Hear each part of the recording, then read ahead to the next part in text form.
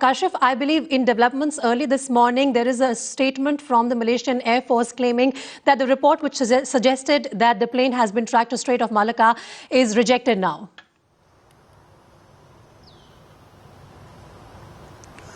You should understand, Preeti, the magnitude of the search is immense. In fact, the navies and the air force of at least 10 countries were involved. Yesterday, there was some hope with input coming in from the Chinese military that there were some debris which was found. There were some 3 oil slicks which were found near the Indonesian island of Sumatra in a small Malaysian village of Pulau Semrak.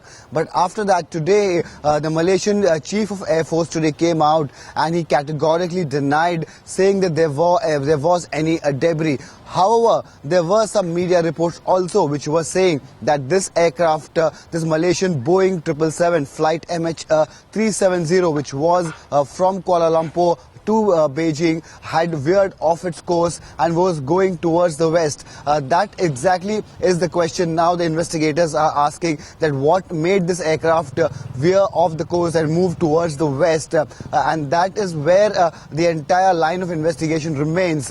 In fact, if I give you a little bit of logistics involved, the navies of 10 countries, about 40 aircraft, 34 ships have been deployed. There have been 10 satellites by the Chinese who are also monitoring the entire the South China Sea. So clearly a mammoth operation, and various reports coming, various theories coming out, but at this moment nothing very concrete. Kashif, very interesting what you're saying. I mean, look at the scale of the search operation. You know, there is military involved, there's civilian governments involved, there's satellite imagery, and you're also telling us there's intelligence, agencies involved, and yet the aircraft is not traced. How baffling is that? And especially now with Interpol ruling out the terror angle, how does one explain the last-minute change of course, and more crucially, there were no distress calls sent? So is it fair to completely rule out the terror angle at this stage?